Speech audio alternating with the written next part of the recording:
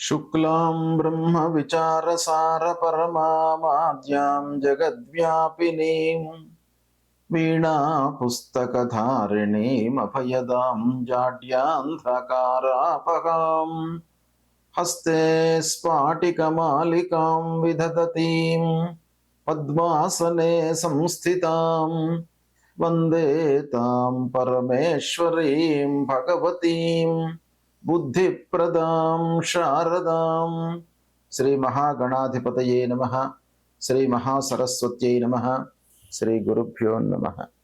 October మాసంలో మేషరాశి జాతకులకు అంటే మేషరాశిలో జన్మించినటువంటి వారికి గోచార ఫలితాలు ఎలా ఉన్నాయో తెలుసుకుందాం.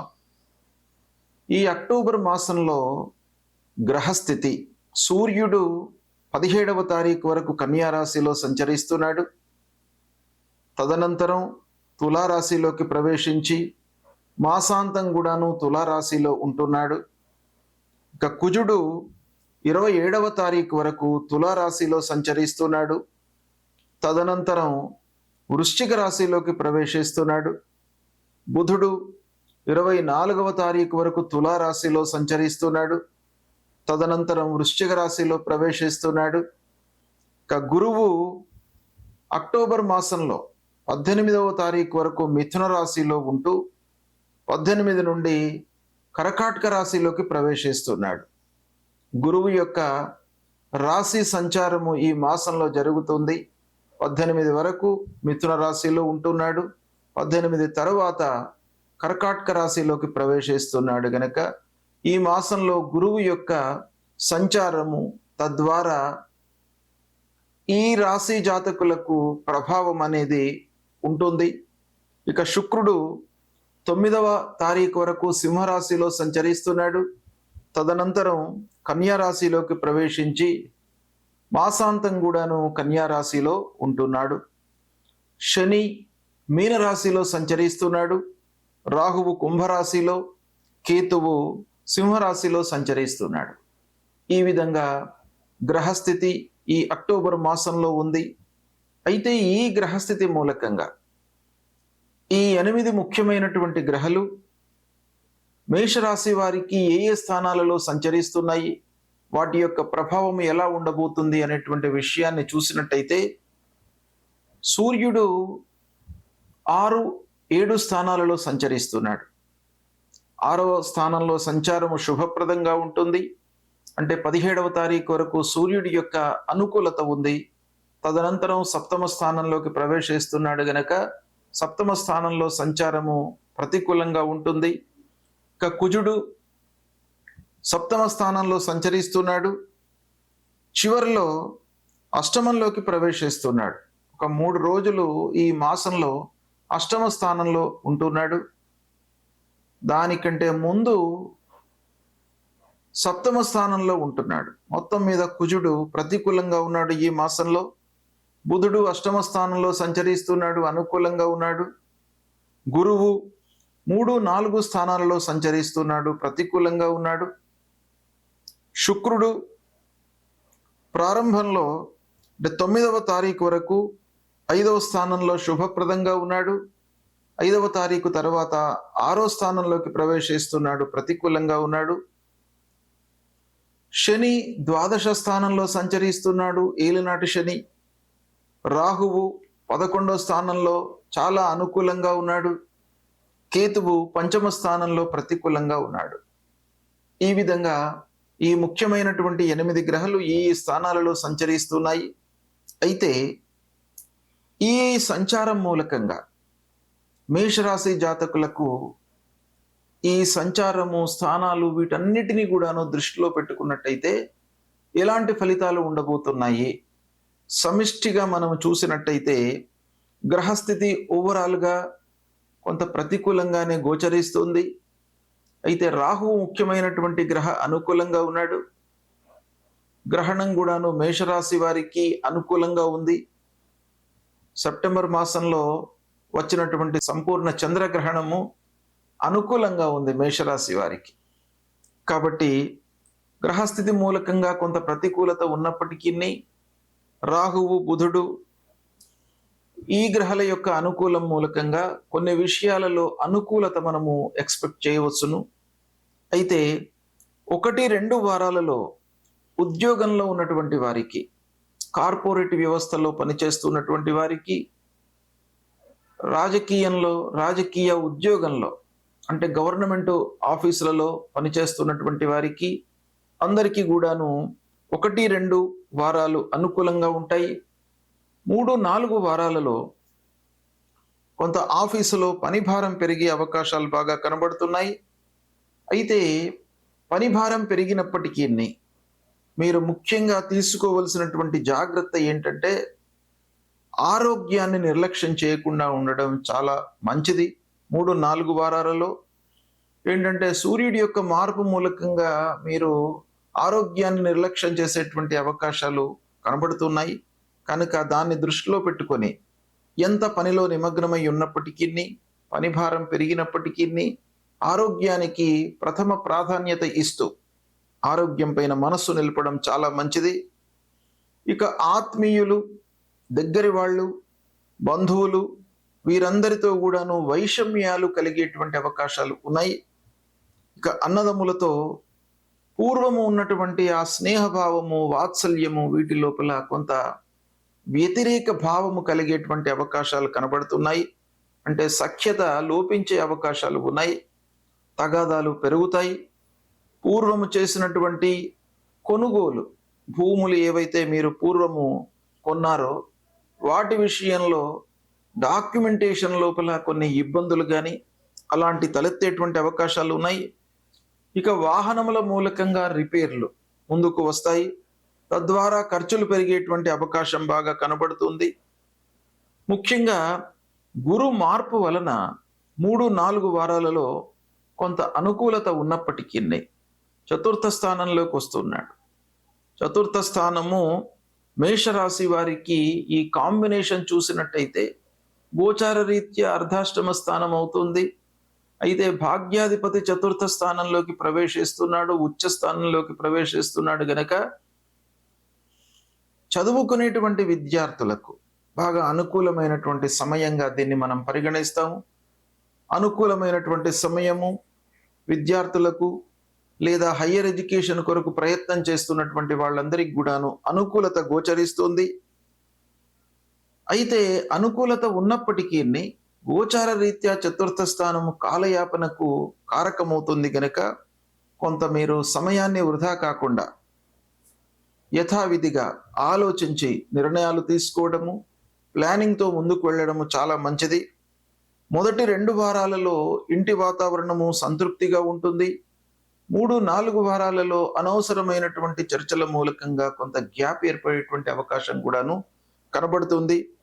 అయితే ఇంటిలో భార్య పిల్లల మధ్యన, కుటుంబ పెద్దల మధ్యన కలహాలు, వైషమ్యాలు, అగాధము ఏర్పడేటువంటి సూచనలు ఉన్నాయి. ఇక ఊహించని ఖర్చులు, ద్వాదశంలో శని సంచరిస్తున్నాడు గనుక ఖర్చులు విపరీతంగా ఉంటాయి. ఆలోచించకుండా ఖర్చులు పెట్టేటువంటి అవకాశాలు బాగా ఉన్నాయి. అయితే ఈ ఖర్చుల మూలకంగా కొంత ముఖ్యమైనటువంటి పనులు వాయిదా పడేటువంటి అవకాశాలు కూడా ఉన్నాయి. కాబట్టి కొంత జాగ్రత్తగా నిర్ణయాలు తీసుకోండి. ప్రయాణాలు మట్టుకు మీకు బాగా కలిసి వస్తుంది. ఇక విద్యార్థులకు మట్టుకు ఈ మాసాంతం అనుకూలంగా ఉంది. చదువు నిమిత్తమై విదేశీ ప్రయాణాలకు ప్రయత్నాలు చేస్తున్నటువంటి వారు సక్సెస్ అవుతారు. విహారయాత్రలకై ప్రయత్నాలు, విజ్ఞాన యాత్రలకై, తీర్థయాత్రలు చేసేటువంటి వారికి ఆలోచనలు ఫలిస్తాయి. ఈ విధంగా మేషరాశి జాతకులకు కొన్ని విషయాలలో బాగా కలిసి వస్తుంది.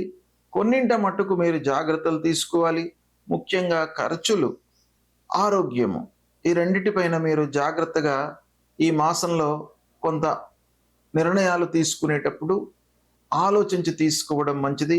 ఓవరాల్గా చూసినట్టయితే ప్రతికూలత ఉన్నప్పటికీ కొన్ని విషయాలలో మీకు అనుకూలంగా ఉంది. కాబట్టి రాహు మూలకంగా మానసిక ప్రశాంతత మట్టుకు ఉంటుంది. ప్రయాణాలు బాగా కలిసి వస్తాయి. అవి చాలా విషయాలను ప్యాచప్ చేసేటువంటి అవకాశాలు ఉన్నాయి. ఈ విధంగా గ్రహస్థితి ఉంది. ఈ విశ్లేషణను మీరు జాగ్రత్తగా గమనించి దీనికి అనుకూలంగా మీరు నిర్ణయాలు తీసుకున్నట్టయితే శుభ ఫలితాలను పొందే అవకాశం బాగా ఉంది.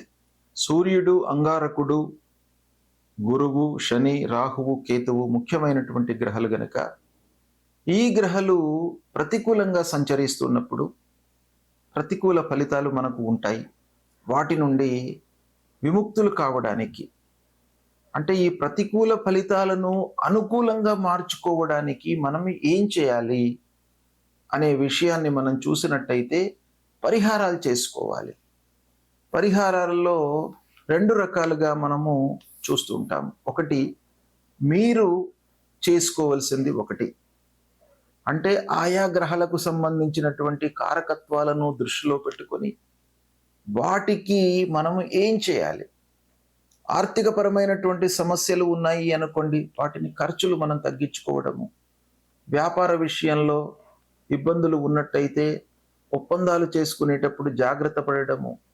వాహనముల మూలకంగా రిపేర్లు వచ్చే అవకాశాలు ఉన్నాయి అని మనకు తోచినట్టయితే దానికి సరిపడా మనం రెక్టిఫికేషన్స్ చేసుకోవడం, ఇవన్నీ కూడా మనం చేసుకోవాల్సినటువంటి జాగ్రత్తలు, తీసుకోవాల్సినటువంటి విషయాలు. అయితే ఇవన్నీ కూడాను మన చేతిలో ఉంటాయి. కొన్ని విషయాలు మన చేతిలో ఉండవు కనుక భగవంతుణ్ణి వేడుకోవడము, భగవంతుడిని స్తోత్రం చేయడము, భగవంతుడి యొక్క అనుగ్రహం కొరకై మనము పాటుపడము, ఇవే పరిహారాలు. కాబట్టి సూర్యుడి విషయంలో మీకు సూర్యుడు ప్రతికూలంగా ఉన్నప్పుడు అనారోగ్య సమస్యలు తలెత్తే అవకాశాలు ఉంటాయి. కాబట్టి సూర్యనారాయణుడికి మీరు ప్రతినిత్యం కూడాను నమస్కారం చేసుకోండి, అర్ఘ్య ప్రదానం ఇవ్వండి, ఆదిత్య హృదయం పారాయణం చేసుకోండి, మీకు అనుగ్రహిస్తాడు. అంగారకుడి విషయంలో సుబ్రహ్మణ్య స్వామి దేవాలయానికి వెళ్ళండి, కలహాలు రాకుండా చూస్తాడు. సాహసించి పనులు చేసినప్పుడు మనకు కొన్ని ఇబ్బందులు ఎదురవుతాయి, కానీ సాహసము చేయకుండా మనం పనుల లోపల సక్సెస్ రేట్ అనేది ఉండదు. కాబట్టి ఆ రెండిటిని కూడాను సమతుల్యంగా ఉంచడానికి అంగారకుడి యొక్క అనుగ్రహం కావాలి. సుబ్రహ్మణ్య స్వామిని వేడుకోండి, సుబ్రహ్మణ్య స్వామి దేవాలయానికి వెళ్ళండి. ఇక బుధుడు వ్యాపారానికి, బుద్ధికి, వీటన్నిటికి కూడాను మనకు కారకుడు. పనులు జరగడానికి విష్ణు సహస్రనామ పారాయణం చేసుకోండి. విష్ణువు మీ స్థితికి అనుకూలతను కలిగిస్తాడు. కాబట్టి ప్రతినిత్యం కూడాను విష్ణు సహస్రనామ పారాయణం చేయండి, లేదా నారాయణ మంత్రాన్ని, మూల మంత్రాన్ని పఠించండి. ఇక గురువు అతి ముఖ్యమైనటువంటి గ్రహము, చాలా విషయాలలో మనకు ప్రభావాన్ని చూపించేటువంటి గ్రహము. అలాంటి గ్రహము ప్రతికూలంగా ఉన్నప్పుడు గురు విషయమై మూల మంత్రాన్ని జపించండి, దత్తాత్రేయ స్వామి దేవాలయానికి వెళ్ళండి. అన్నిటికంటే కూడాను ముఖ్యమైనటువంటిది తల్లిదండ్రులను సేవించండి. తల్లిదండ్రుల యొక్క సేవ మీకు శ్రీరామ రక్ష. కాబట్టి తల్లిదండ్రులను మీరు సేవించినట్టయితే వాళ్ళ యొక్క అనుగ్రహము మీకు ఉన్నట్టయితే ఆ గురు భగవానుడి యొక్క అనుగ్రహం కూడాను ఉంటుంది. తర్వాత గురువులను సేవించండి. ధార్మికమైనటువంటి ప్రవచనాలు చెప్తూ లోకంలో ఒక మంచిని, సన్మార్గాన్ని నిలపడానికి ప్రయత్నాలు చేస్తున్నటువంటి వారిని సేవించండి, దర్శించుకోండి. ముఖ్యంగా గురువు విషయం లోపల మీరు మూల మంత్రం అన్నిటికంటే చాలా ముఖ్యమైనది కాబట్టి అది చేయండి. ఇక శనేశ్వరుడి విషయంలో ఏలినాటి శని ఉన్నప్పుడు, అర్ధాష్టమ స్థానంలో ఉన్నప్పుడు, అష్టమ స్థానంలో ఉన్నప్పుడు, సప్తమ స్థానంలో ఉన్నప్పుడు మనకు ప్రతికూలమైనటువంటి ఫలితాలు శని మూలకంగా కలుగుతాయి. గనక శని ప్రీత్యర్థమై శనికి సంబంధించినటువంటి మూల మంత్రాన్ని ప్రతినిత్యము చదువుకోండి. ఆంజనేయ స్వామి దేవాలయానికి వెళ్ళండి, 3 ప్రదక్షిణాలు చేసుకోండి, హనుమాన్ చాలీసా చదవండి. శనేశ్వరుడికి సంబంధించినటువంటి స్తోత్రాన్ని పారాయణం చేసుకోండి, నవగ్రహ స్తోత్ర పారాయణాన్ని చేయండి. ఈ విధంగా చేసినట్టయితే శని ప్రభావము తగ్గుతుంది. ఇక రాహు కేతువుల ప్రీత్యర్థమై అమ్మవారి దేవాలయానికి వెళ్ళండి, అమ్మవారిని సేవించండి. దుర్గామాత యొక్క అనుగ్రహం మూలకంగా రాహు ప్రభావం తగ్గుతుంది.